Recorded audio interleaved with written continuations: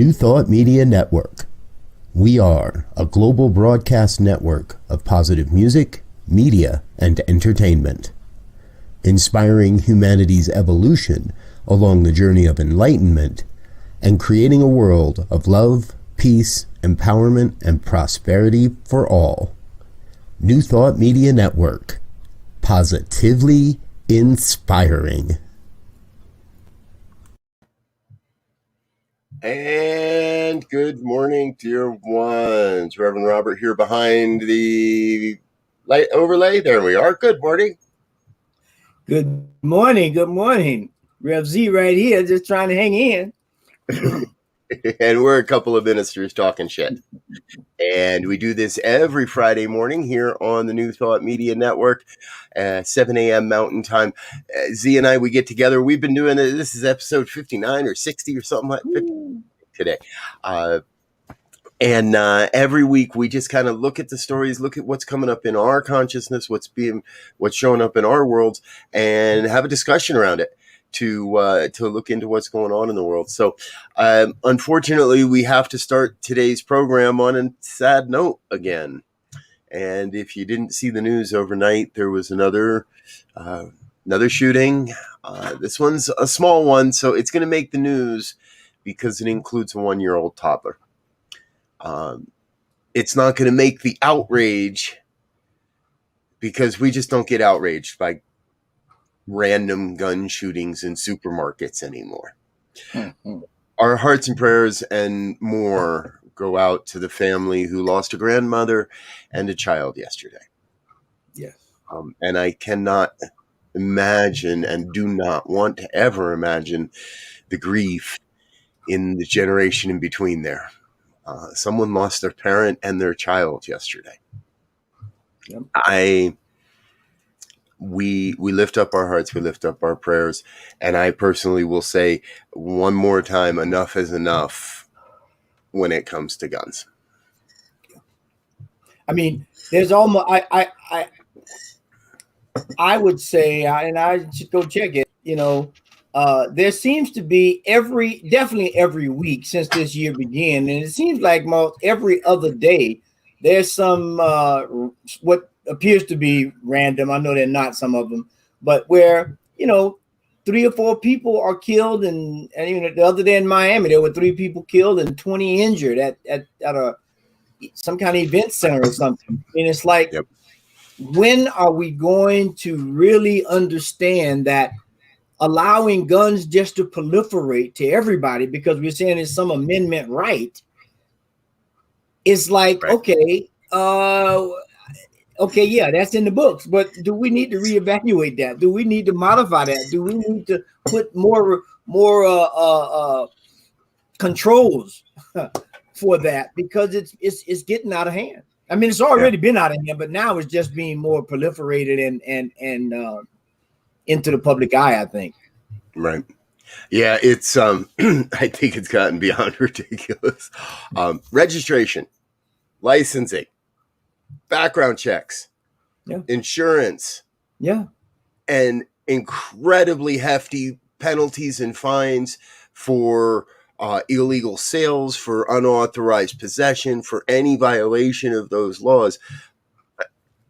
If a good guy with a gun wants a gun, I believe a good guy with a gun will have no problem registering it, insuring it, licensing that gun, just like he does his vehicle or his car. Only bad guys, great. And ramp the heck out of the penalties. I recently saw a very good piece by Jordan Klepper, the comedian from Comedy Central, and he did a long form piece on guns and how to solve this, and realized that there are actually a lot of gun owners that are in complete agreement with a universal background check. Right. It's just the politicians that are against it. Because they can't get some lobby money. But, you said something that I hadn't heard before, and I think it's a brilliant idea, is every gun owner should get, they have to mandate them to get some insurance. So if you i.e. as a gun owner, or someone gets your gun and commits a crime where someone is injured or dies, you have to get an insurance policy to pay some kind of retribution, to do something for the people who lost a loved one or lost their own lives. I mean, they wouldn't get it. It would go to their relatives. But again, those kinds of things put in place would begin to separate the legitimate, hunters and range shooters and people who legitimately understand and know how to operate guns and respect them, from those people who are looking to be criminal elements in the society. Yeah. One wrong misfire, just one accident cleaning your gun or one misfire in public, and your insurance rates are going to go through the roof, and we don't have to worry about outlawed. Insurance companies will do this for it. It'll make it too expensive to keep them. Yeah. And it would be another way of understanding and knowing who has guns. Right. And I think, and that therein, I also learned this week, that in there is part of the problem, Z, because the federal government does have a location, a facility in the United States where they keep track of guns. They keep track of guns by their serial numbers and if they've committed crimes and what they know of them. Here's the problem. They're not allowed to use computers in this facility. Understandable. Because that would be a national registry and database. Yep. So all this work is being done by hand by a group of about 50 people. They get hundreds of thousands of requests every year to trace guns and try to determine if a gun's been used in a previous crime or not from law enforcement agencies across the nation. It's a cluster. Let me tell you that. The whole system is effed up to the max here. Yeah. And there needs to be, and it all comes back to this belief, and I think it's a wrong belief, but I think it comes back to the belief that we need to know who owns the guns that are out there. Right. And the people that own the guns seem to think they should be allowed to have as many as they want, and nobody should be able to know about it. One thing is this, life itself is not a 30-minute sitcom or a 1 hour, movie series, television series where we have a problem and it's all solved in 1 hour and we can smile and go to the next one. This thing is pretty serious, and it goes away from that whole notion of we can solve every problem in a New York minute, so to speak. But what we have to begin to realize, I think, is the idea that life is continually unfolding. Whatever was before this moment right now is different right now, right? So we get into that idea that we have to continue to be aware and open and for lack of a better word, vigilant. Vigilant has some repercussions on it, but I can't think of a better one right now, so that we begin to notice the changes that are going on and try to stay in tune and realize one other thing, that cause and effect are not closely related always. Right. If I put my hand on the fire, that's an immediate cause. If I put DDT in the ground, that's a few years, decades before I understand I shouldn't have put that DDT in the ground. Boy, that thing is wreaking havoc right now. Right. Yep. Okay. So that's not what we were planning on talking about today, folks. we were planning on talking about, giving a shout out to Dr. Jill Biden, and I don't know if you saw her fashion choice yesterday. She was hanging out over in Europe with her husband, our president, their first trip overseas officially as the first couple, and she was seen in public and photographed wearing a jacket that said "Love" on the back, which I think is great, especially compared to some of the images we've seen in the last few years. So it's nice to see the American reputation, I guess you would say, seems to be rising in Europe again. Our friends are coming back out and shaking hands and saying hello, and there is some good happening in the world, right, folks? That's one of the things we would keep an eye on. Yeah, well, and it speaks to, in my mind, this whole fair weather friend thing. I mean, if I'm your friend, I'm your friend. Now you may make me mad sometime, and I may say, all right, I ain't calling that dude in a couple of days. I gotta get my head together. But then once I do that, I'm gonna either call you and apologize, or I'm gonna call you and say you pissed me off, and then we're gonna go down the track and say, all right, we're done with that. Let's move on, because that's life, right? We have this thing where we, don't always see eye to eye with anyone, and so the adult and mature thing to do is, go have your pity party, whatever you need to get yourself centered. Meditate for some people. Some people don't have a pity party, and then they come back and they reconcile and they make the thing and they keep moving down the track. And that's what I see beginning to happen now with our country and other countries, is that, okay, we had a misfire for whatever reason. I'm not calling anybody names, but now we have serious. I mean, I'm gonna throw a little monkey wrench in the mix here. Just on global warming, like let's take global warming as something that the whole globe has been fighting and approving and not approving and agreeing and not agreeing. Well, I don't know about y'all, but here in Colorado, for the last out of the last probably 15 days, we've been almost in the 90s every day. Like today, it's supposed to be like 96, 97 in Colorado. Hotter than it is in Florida and some places in Texas. Now we can call it what we want. We can call it, weather patterns changing, or global warming, or changing the trade winds, but it's getting hot, right? And global warming is probably a misnomer. Climate change is a better one, right? Because global warming, people say, well, we can, but the patterns of weather around the globe are changing. They got droughts out in California again, which every time this happens, we get fire warning increases. They said this morning, I saw Lake Mead, that was dammed up for the Hoover Dam, is at its lowest point since 1930. Yep. LA, pay attention. So that's where you get your water. So it makes sense for issues like this, especially that are global impacts, for the globe, the leaders of the world, to begin to come to some agreement, some approach to solving problems together, and not bicker about craziness. Yeah. There's a big fire started yesterday in Utah, in the LaSalle Mountains of Utah, starting to blow a lot of smoke into southern Colorado. And it is crazy. We had the wettest May on record. Wet, cold, rainy, couldn't get anything done. I got a dozen yard projects just waiting to get finished. So much water you couldn't finish anything.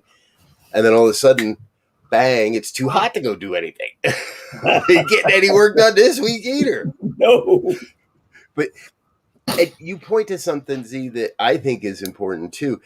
Far too often, it seems, I don't want to make this a left-right thing. I don't want to make this a liberal-conservative thing. I think it's about those that embrace change and those that push against the change. Because global warming is a shitty name for trying to inform people about what's going on. Climate shift is a much better way to describe, and a much more how is it shifting? Where is it shifting? Why? When? Versus, now it ain't getting warmer. It's and the change makers, if you will, those supporting and affecting and promoting the change, it seems like we have a tendency to do this far too often. Right. And the latest one that I see, and I know we want to talk about today, is critical race theory. You found a story in Florida. We'll talk about that in a moment. But what I'm inviting everybody into is, a consideration as we listen to what Z is going to share with us here. Consideration: how do we actually frame some of these conversations? And I'm going to speak to an even higher level. For all of you out there that are naming these things, let's think about this before they get in the media, before we put them in a white paper for somebody to publish. Because critical race theory, by its name, just immediately turns me off. I don't want to be critical. I don't want to be nobody really wants to have to talk. I don't believe we want to have to talk about race. We are, and we're going to keep doing it until everybody that doesn't want to talk about it is at least willing to talk about it. But you put these words together and you get something that immediately just turns people off. And then it gives one political party a great opportunity to rail. And we end up with what happened in Florida. Tell us, Z, what happened in Florida? So school board in Florida just banned teachers from teaching critical race theory in schools. Now, here's my issue with that, especially as a black man. And Robert and I talked a little bit about this in the beginning, before we came on the air. So this critical race theory talks about that, there's inherent racism and in essence in this system that we live in. And I get it, we know, wait a minute. Oh, time out. Hold on. Time out. We got to get rid of that word "in essence." So in a condensed version, in a condensed analysis, in a condensed definition, critical race theory speaks to the fact that racism is inherent in our system here, and our system was built to maintain that. Our system was built to promote and maintain that system of inequity. Yes. Right. Yes. And so it's something that came out of the 70s when especially in the African American community, Black Power movement was on its rise and everything, and it was looking at the whole idea of that, right?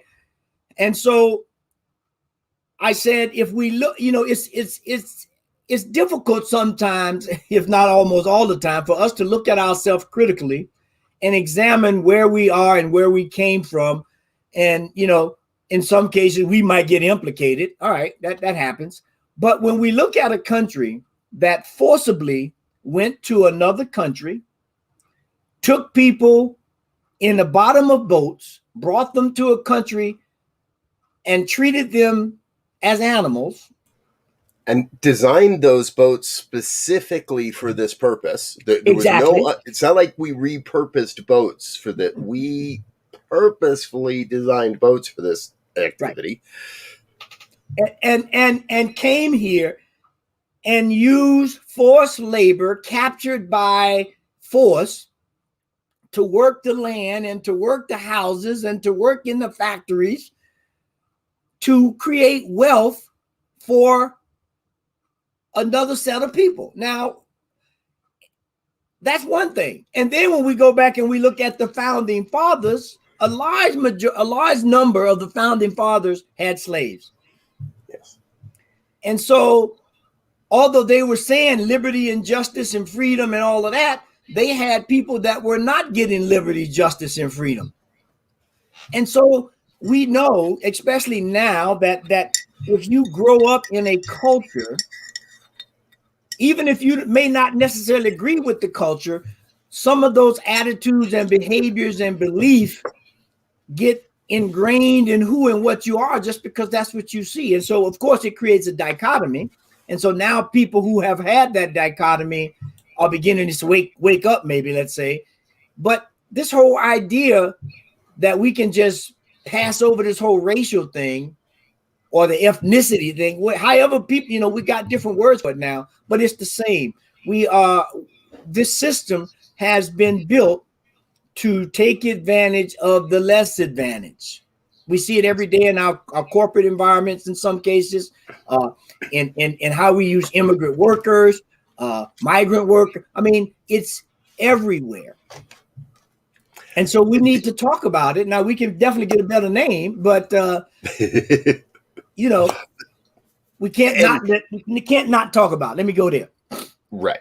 We can't not talk about it, because hiding this issue, sweeping this under the rug, in my opinion, is the greatest form of white supremacy there is, of white dictatorship. Mm-hmm. There could be. No, this makes me and my people look bad, so we're going to outlaw you from even talking about. You can't. Like, we can't even. Where are we supposed to discuss theory other than school? Yeah. Right. So again, I don't think this is a theory. I think we have more than enough evidence at this point that if we were to lay it out in a court of law, the United States would be found guilty of being a race built on racist principles, on white supremacist principles. Yeah. And that we utilized and took advantage of people that we are guilty of all this. Now, there are those out there that are going to immediately, you can't judge me for the actions of my forefathers. And we're not. We're not trying to say you are a bad person. No. But we are trying to say that all of us how did I hear it say? Those of us with less melatonin than most people, that we start to at least own up to the fact that this country is not the angelic Godhead figure we've always thought it. We've made mistakes. We've done bad things. We have to make atonement, reparations. We have to do our inner work as a country, I believe, if we want to move forward. And continuing to stick our head in the sand like this school board in Florida, it pains my heart. And when you look at it, people saying, well, that wasn't me. Right. It wasn't you. But there are a lot of people, institutions, whether they're corporate, whether they're educational institutions, that were allowed to build massive wealth. Yes. As a result of this. And then now, when we're in an economic situation where the data speak clearly that Black families make less money, save less money, have less opportunity to house and less opportunity to education, all stems from this, that's like, let's say we're going to run a 100-yard dash, but you got a 30-yard advantage on me already. It's like, unless you give me a rocket, I'm not going to, it's going to be, I won't say I won't catch it, but it's going to be, I got to work really, really, really hard to make up 30 yards. We haven't known each other our whole lives, Z, but I got a pretty good feeling you've worked 5 times as hard as I have. And that's not because you've been around a few more years than I have. And it's not because you're more dedicated than I am, or more committed than I am, or more driven than I am. It's just simply that you have more hurdles and more obstacles to overcome. Yeah. If we were in a foot race, I got a straight line. Pretty much. I was born with a straight line from start to finish as a white guy. Yeah. You were born with a racetrack that goes like this, and you got a zig and zag and, serpentine back and forth. Exactly. And I'm standing at the finish line going, damn, dude, why are you breathing so heavy? Come on, what took you so long? Let's go. I got another one of these, right? It's now, folks, we can make light of this, right? We can, but the end result is, and I think if you're watching this program, we are the change makers. We are the ones that are going to end some of these practices. And if not us, our kids are going to walk in and dismantle so much of these inequities that have been built. But the first step in any recovery is admitting that you had a problem, that you have a problem.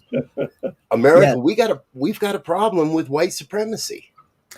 And you know, on that previous point, you know, growing up, I was predicted to be one of those statistics. My mother died when I was 6. My father died when I was 18.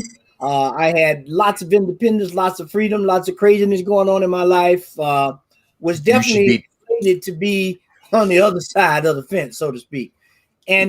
But all through that, the mantra, I think, especially during my era growing up, you got to be twice as good, twice as smart, twice as swift than the next guy, because that's what you got to do, that just to get in the door, just to get looked at.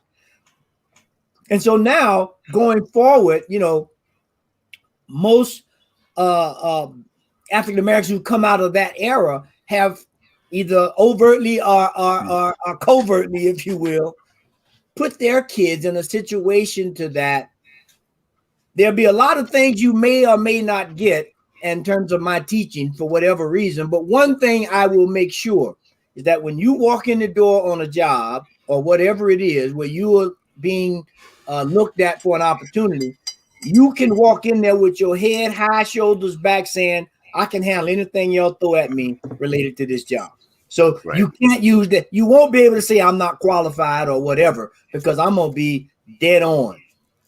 And so you begin, you know, it's a slow erosion, but begin to erode that premise that blacks aren't smart, they can't comprehend. I mean, I just think about coming from the South, the whole idea they had for a long time that blacks couldn't be quarterbacks because they couldn't think.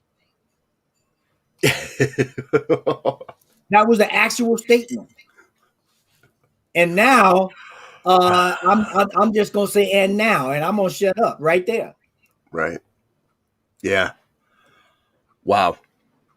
And now I feel like getting down on a knee with Colin Kaepernick.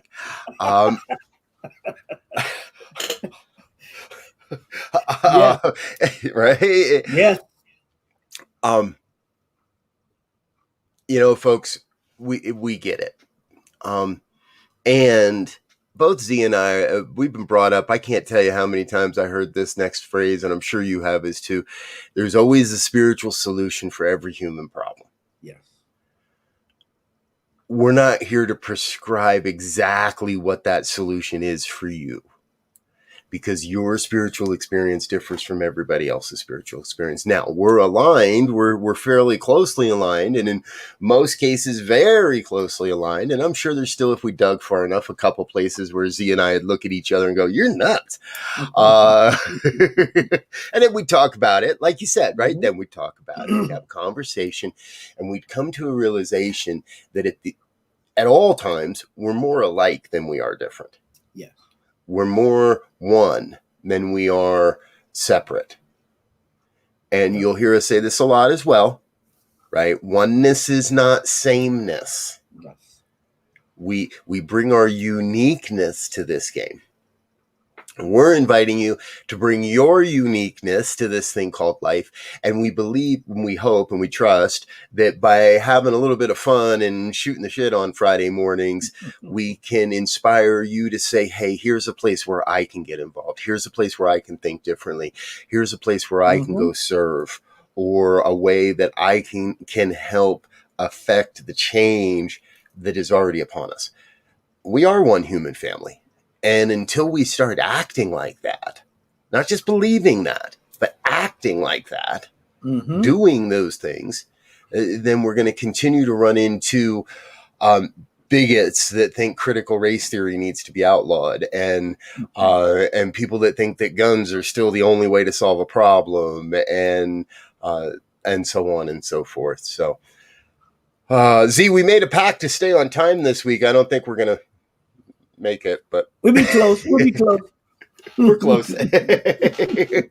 So, folks, we're going to go into final thoughts and get this wrapped up. Please stay in touch and let us know what you think on some of these topics. We've got an email, ministertalk@ntmedia.org. I'll find the banner here in a moment somewhere. But join us and please be a part of the conversation. Let us know where these things are landing for you, what you'd like us talking about, if there's guests you'd like us to have, any of that sort of stuff. You're more than welcome to reach out or drop it in the comments, and we'll see it there too. Z, final thoughts before we get back into our Friday. Yeah, for me, that spiritual approach to reconciling some of these challenges that we're facing is, please, everyone, stay aware, continue the conversation. That's what we need. We can't fix a problem if we don't know it's there. So let's talk about it. Let's fix it that way and call it good. Yes. Hey, we set an alarm to remind us we have to get off the air on time today. Thank you. I appreciate it. We're going to get out of here, folks. Thanks for being with us.